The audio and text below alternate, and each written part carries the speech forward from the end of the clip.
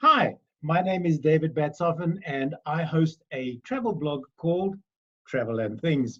And during these rather strange times that we found ourselves in, I've decided to turn to my network and to chat to people that I've enjoyed spending time with. And one of those people, all the way from the Magaliesberg, is Bill Harrop from Bill Harrop's Original Balloon Safaris. William, good morning. Welcome to you.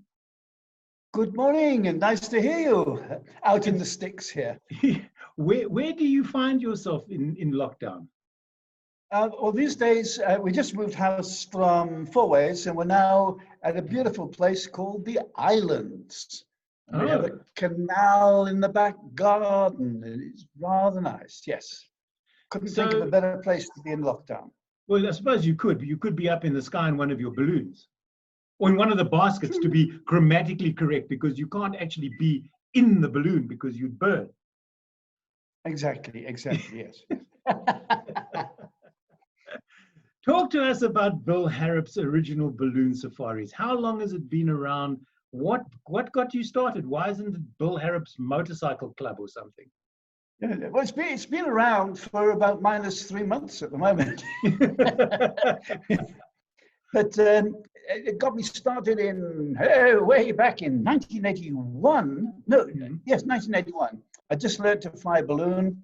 I found it rather expensive and thought maybe I can make a little business of it.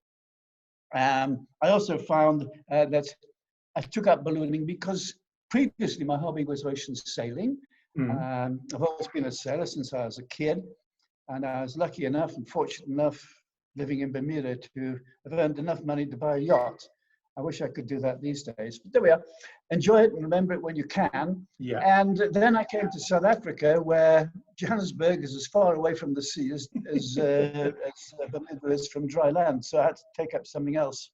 And eventually I came across hot air ballooning in 1976, I think. I thought, that is it. It's like, it really is like sailing in the sky. And I took it up and made a hobby of it, and then found I couldn't afford it, so I made a little business of it. You know, you get fair weather friends. I should imagine. Yeah, you know, if you have a sailboat, you're there relaxing by the dockside, and your friends come along and say, yeah, well, I can't do it in the Bermuda accent anymore, but it's, how's it, Bill? How you doing? Oh, you know, we'd love to come for a sail. You know, we'll bring the beer. Get the beer, bring the girls. And they'd sail with you and have wonderful times. But twice a year, you had to put the boat up on the slipway. Now, nobody to help you scrape down the barnacles, was there? Exactly. To use a nautical term, they disappeared faster than a fart in a force 10 gale. As soon as the boat was back in the water, there they were coming along the dock. How's it, Bill? How you doing? There was a South African. It started to happen in ballooning, you know. So I thought, maybe I'll charge a little bit, and then I found, great idea. I'll make a business of it. There was a South African actor who was building a boat here on the Highveld, and they actually worked it into the TV series that he was on. Because he was going to leave the TV series, he was going to hop on his boat and sail the world. So it became a story arc, and they followed the boat down to Durban Harbour, where it was placed in the water and promptly sank. Oops.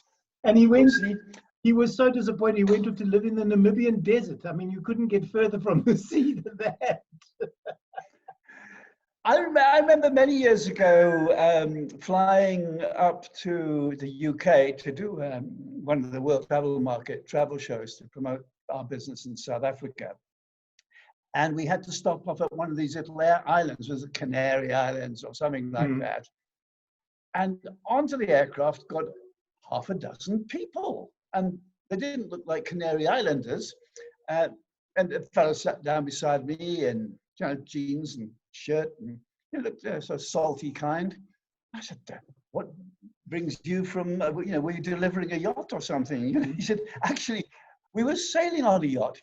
This fella, back there a couple of rows, had put his life savings into buying this boat that he and his wife would sail around for the rest of their lives. And I was one of the crew. And he said, in the middle of this is before GPS, in the middle of the night, all of a sudden, whack, we sailed straight into the island. Huge cliffs, huge cliffs. He said, actually, the tide was going out, otherwise we would have drowned. The boat just sailed straight into the rocks. And we were there with this huge cliff. Luckily, the tide was going out, the sun was coming up.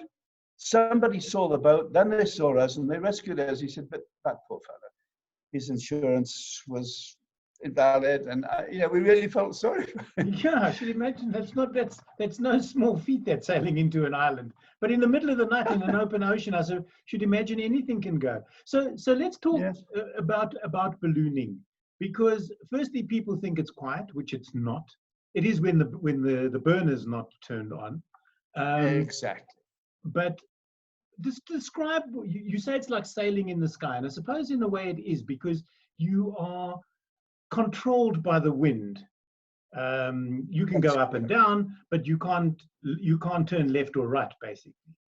Well, funny enough, the wind does travel in different directions and different speeds at different heights. And if it was a cloudy day today, which it isn't, you'll probably find that sitting in your garden or on your balcony, you'll feel a wind coming from the left. But you look up at the sky, or you see a shadow of a cloud coming in from front right.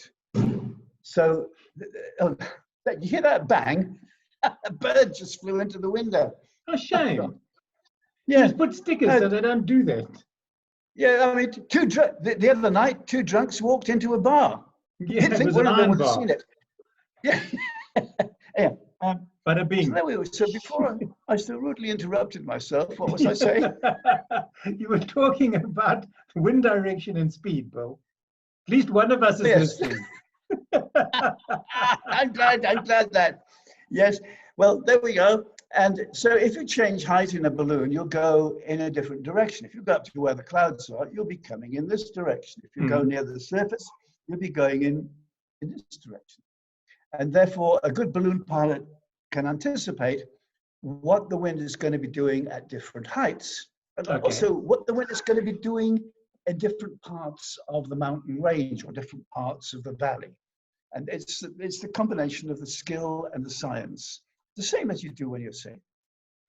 The other thing is that flying in winter, and I've flown with you on several occasions. I've also come to your landing strip and not being able to fly, getting up at 4 o'clock on a winter's morning to drive for an hour and a half to the Magaliesberg and then not get in a basket. I know it's a safety issue. I understand that. I'm not chastising you for it. Just a long drive. But now you've got nice breakfast. So that's a whole different kettle of fish. Yes. My wife loves your Scottish oats and brandy or whatever. My Northumbrian porridge. Yes. Yes, with whiskey in it. Oats and whiskey. You know, we have a Prulese chef. I mean, she's one of the highest qualified Prulese chefs in the country when she qualified. And she's run catering academies for hotel groups and that sort of stuff. And she has trained our staff and she supervises our staff to give you a really, really good breakfast. So if we get everybody out there in the morning and then it's a safety issue and we can't fly, there's no pressure on the pilots or anybody else to have to fly. Yeah. They say, we'll have a delay, we'll bring breakfast forward, enjoy your breakfast.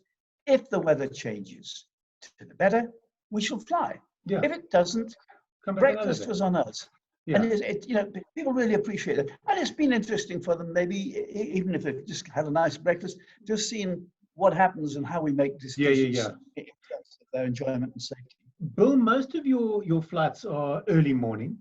In fact, all of your flights are early morning because of the we did try afternoon stuff, but it doesn't work. Yeah, that was my question, because I know that winter is the best time to fly because it's very quiet, but it's also really, really cold on the ground. In the basket, it's wonderful because you've got the burners on, and as you say, you can put on a jersey or a jacket.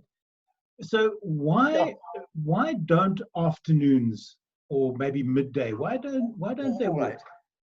The weather during the middle of the day is not good for ballooning because the wind gets up usually, and it can also get gusty, particularly in the summer. In the winter, it isn't quite so gusty because you don't have thermal activity. However, in the morning, you're starting with generally conditions that are good and will gradually deteriorate. Okay. So if the weather is not as forecast, if it's worse than forecast, then you don't fly. But if it's fine, you're going to get ready, you're going to fly. And if the conditions change, you can land and the light is good.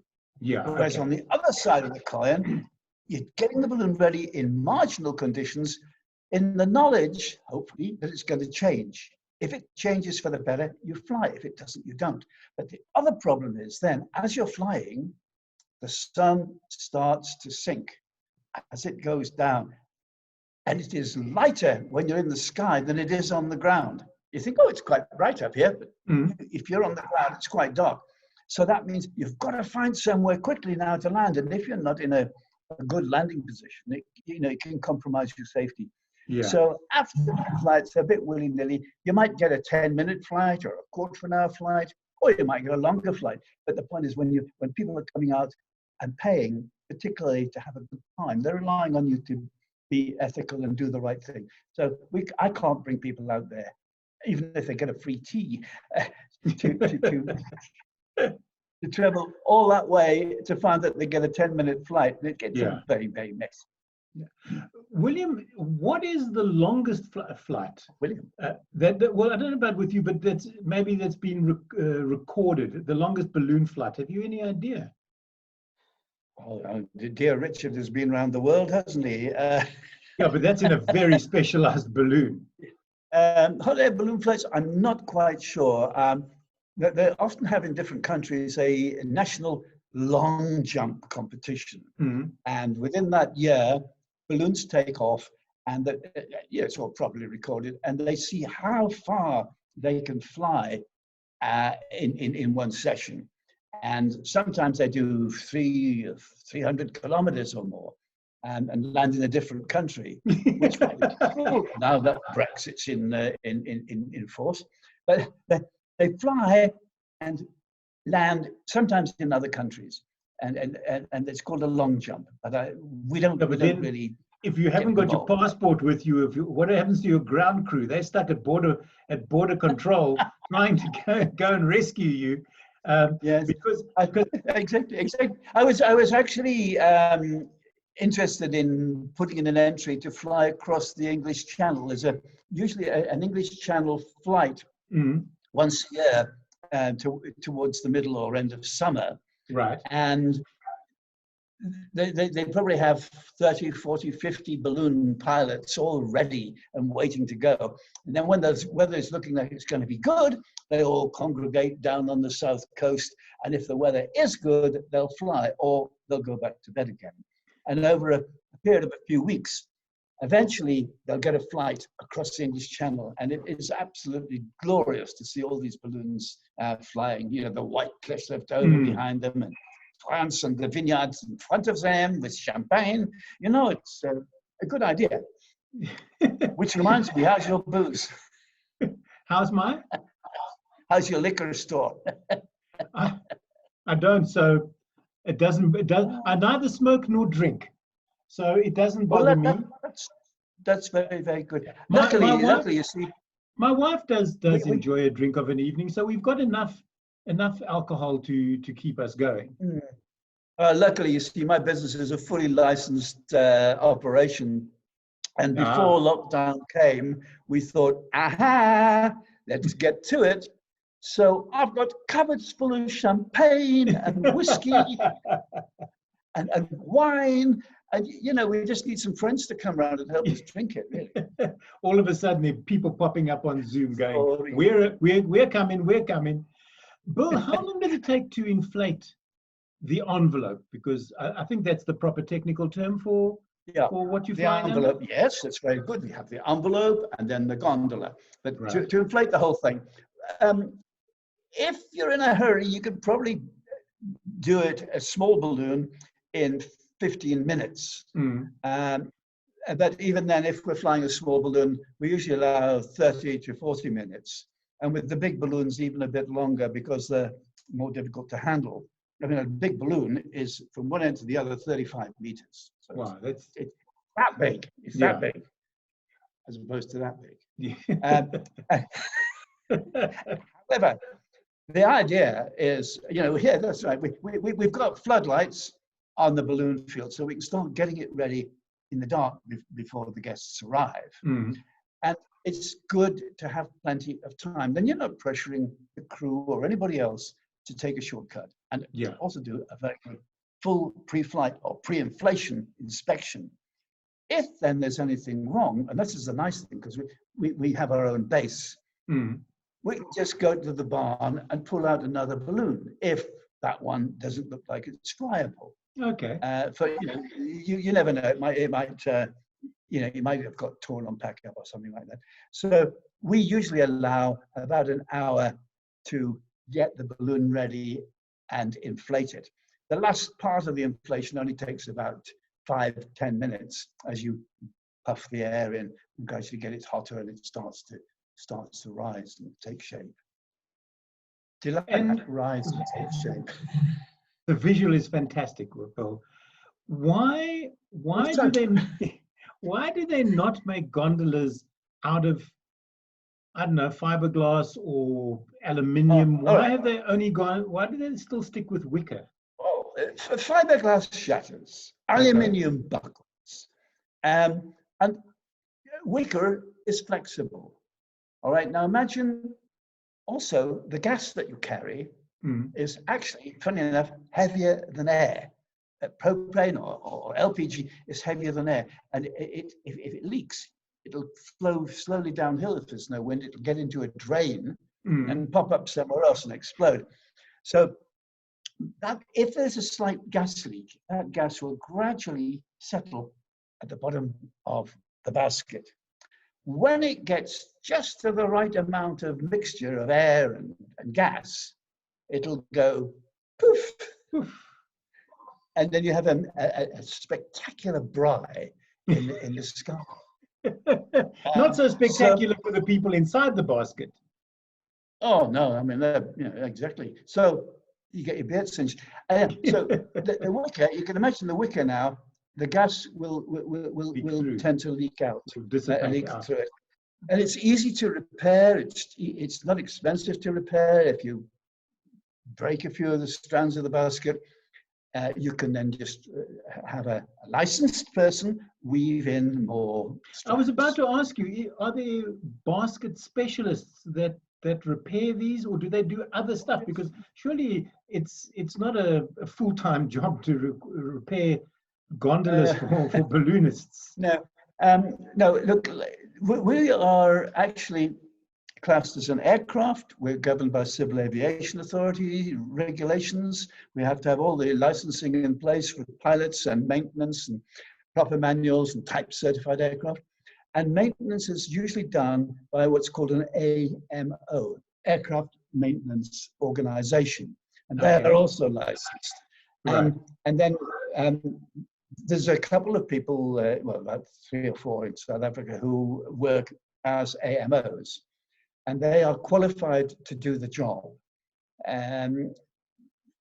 We also have our own aircraft maintenance organization, and we also use another external AMO mainly because we're in the business of flying, not in repairing. But it's always good to have a backup. Because if poor chap is sick or whatever, decides to give up or move away, we can still continue our business and not let our clients down. Well, just before we went into lockdown here in South Africa, were you not going to play host to, was it a competition? The national balloon championships. Yes. We've done a couple of them, and thankfully, very kindly, on both occasions, they have said this is the best national championships we've ever had. Obviously, there's 1 or 2 people who said it was the worst one. And you can't, you know what they say, Bill, if you're not pissing somebody off, you're not doing your job correctly. Oh, I like that. Let me just make a note of that. Hang on, not. Oh, okay, got that. Yeah. Because I got an So, invite, and my wife and I discussed me coming out, and I said no, I wanted to, and she said, really, you're going to put yourself at risk just to go and fly in a balloon? So and then I don't know if it happened this year. no, it was cancelled Mm. in fair time, so that people wouldn't be buying airfares to come to South Africa, Yeah, and then they're not able to use them, and the sponsors and everything else. So we felt that it was better to be ahead of the game, take charge of the situation, and say we will postpone it either till later in the year or to the following year. It just depends on many factors that we have yeah. to consider. Because the nicest thing, I was talking to another company. They do a guide of the year, and they've had to Oh, postpone Guide of the Year 2020 to Guide of the Year 2021, which means that yeah. Guide of the Year 2019 gets to hold on to his title for another year. And I said to the organizers, I think next year you should call it Guide of the Year 2021, 20/21. And then you can have two winners, one from 20 and one from 21. Yeah, exactly. Yes, why not indeed? Why not indeed? Good You. idea, sir. So I'll buy that. the envelopes that you use, Bill, what are they made of, and can they be bought locally? Yes and no. Okay. And you can. There are people who can make envelopes, make hold-on balloon in South Africa, but they would only be allowed for sport ballooning. They'd be considered experimental aircraft, and they would still have to pass some quite rigorous tests to Right. be allowed to get into the sky. But when you're flying commercially, then you're a commercial airline. I'm an airline owner. How about that? Seriously. And to fly commercially, then you have to have a type certified aircraft maintained, but in particular ways by licensed qualified people, etc., etc., etc. And it isn't worth a small business going into manufacturing something that would meet all those criteria because of destructive testing and they'd have to manufacture quite a number of balloons before they started to make a profit. Right. Whereas if you use we use Cameron balloons. They're probably the biggest and best renowned balloon manufacturer in the world. And they manufacture, I don't know about this year, but they usually manufacture 400 or 500 balloons a year. Right. Where are they based? They're based in Bristol, England. Okay. Bristol, England. Really nice flying there. Get close to the cider as well. Not too much of the cider now, you know. Oh, no. You can't get the wool. Yes. Let's not slip Jim, into goon, because the two of us do that far too easily, Bill. I wish you'd been able to join me when I flew Spike Milligan. He was what was that like? really, I mean, really I lovely met him. fellow. I walked into his dressing room at the Coliseum with a stack Yes. of his books. And I had no shame. And I just went, would you sign these for me? And he did. And we sat and had a long chat. And then he came out. He was meant to do a tour with Jeremy Taylor, sort of university tour that he and Taylor did in England. And Jeremy Taylor was banned because they saw him as some sort of deviant, subversive communist, the government of the day. Yes. So Spike toured with Des Lindbergh from Des and Dawn, and Des and I go way back to 1972.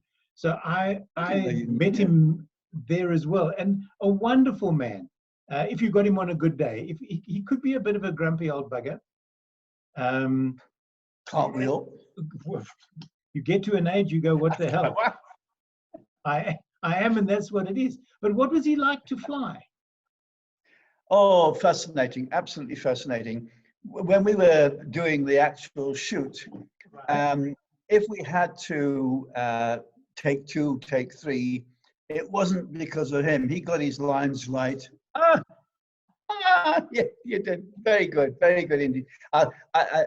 Oh, yeah. It was Cocoon. I must go and get mine somewhere.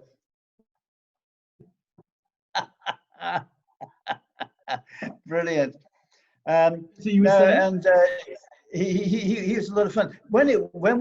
I got the balloon ready, and he's all enthusiastic and very interested. And then I had it ready. I mean, you have to have these things ready for these guys. As he was about to board, I said, "May I remind you, sir, that anything you may be wearing could be taken down and used in evidence against me." And he said, he says, he said, "Get out." He said, "I'm a comedian here. Get out." So I did. And I said, "Come back." And then we did the film shoot, which was a night shoot. And then afterwards, we went to a restaurant where I had to be sure, it was the Hartford, interestingly enough, a long time ago, and I had to be sure that A, there was no pipe music, because Spike didn't like music, and B, that he wasn't going to be mobbed. Yeah. So we got a whole section of the dining room, and Spike and I were in the corner, and then there was, sort of phalanxes of people going out. Because, I mean, my fan club would have, raided me, Yeah. And we were having a wonderful time talking away, and very generous, with his conversation. And at a time of about 10 minutes or so, we both looked at each other and said, "Shall we speak to the others?"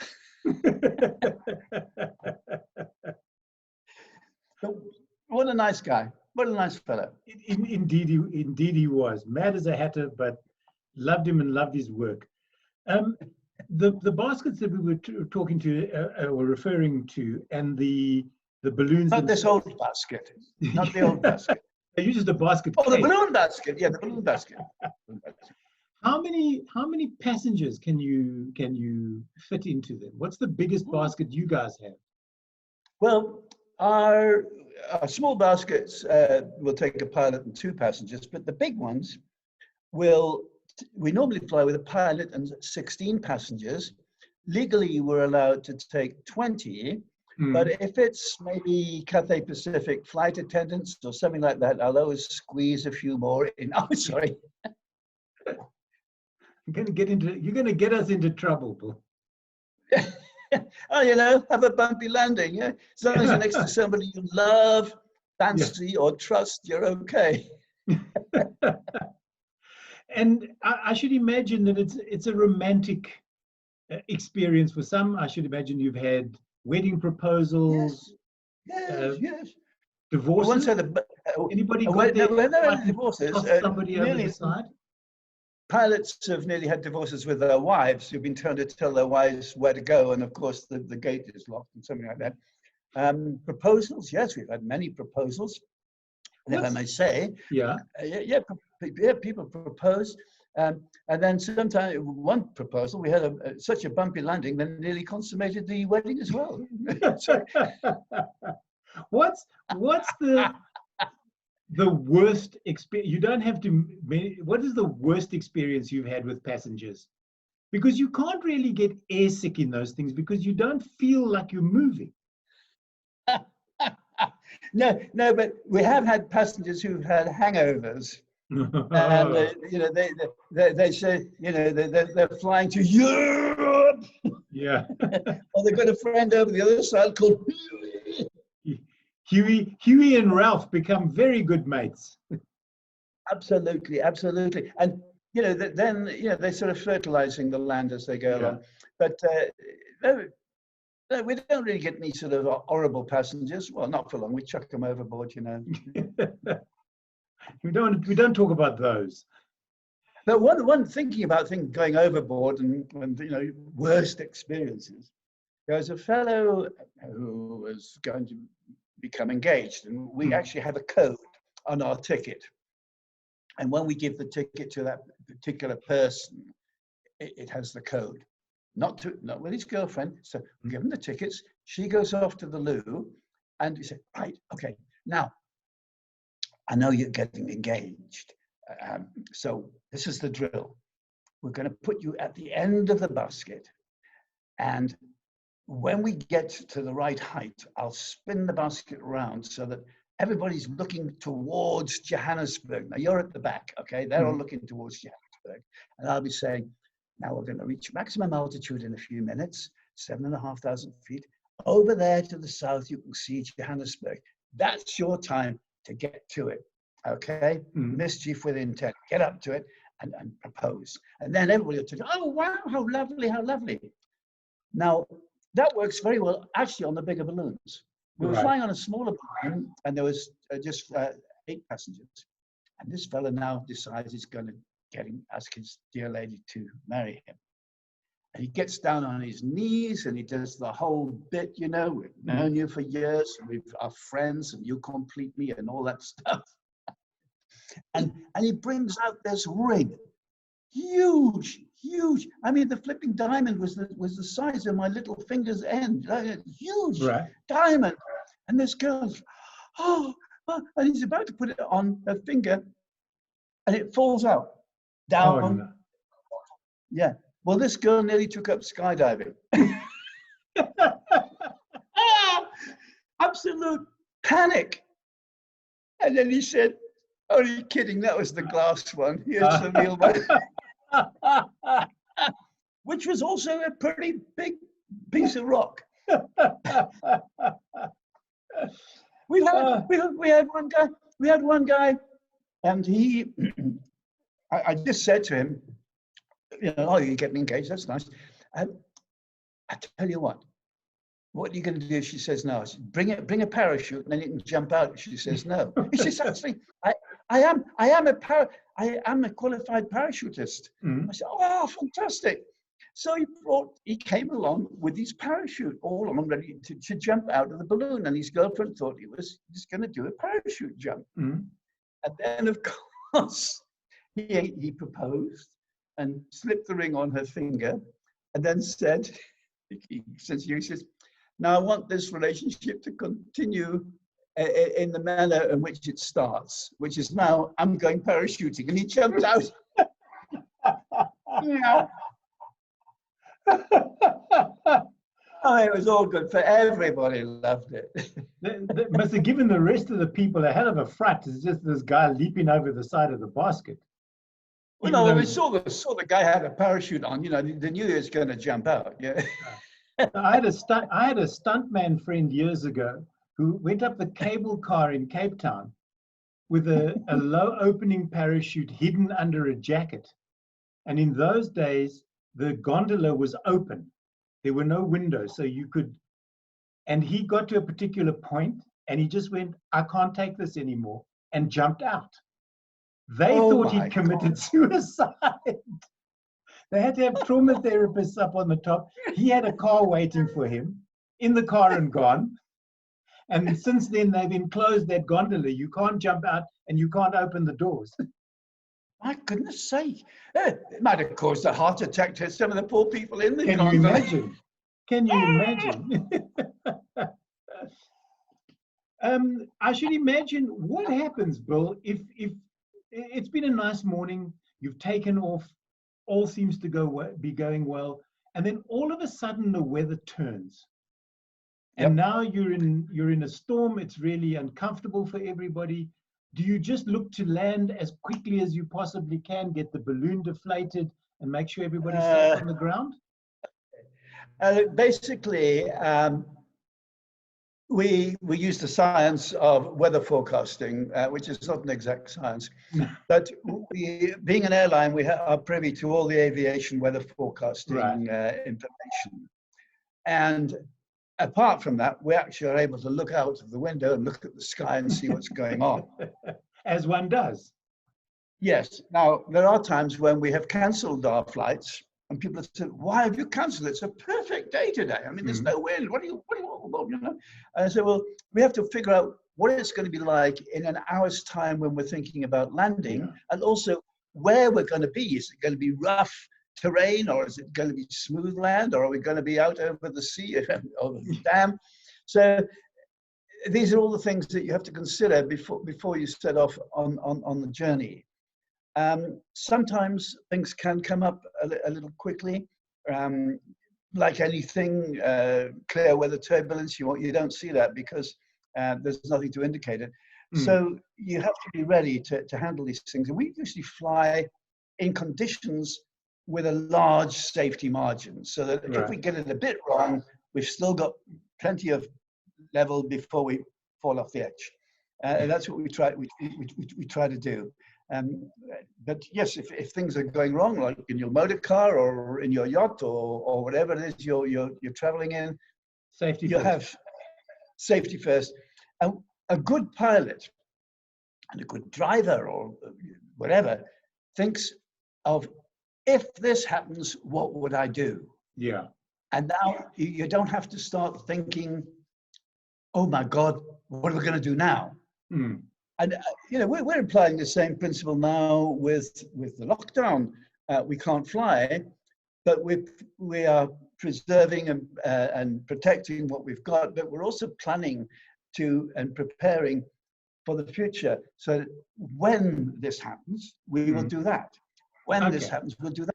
It's a question of flying training, and funnily enough, it works quite well in business too.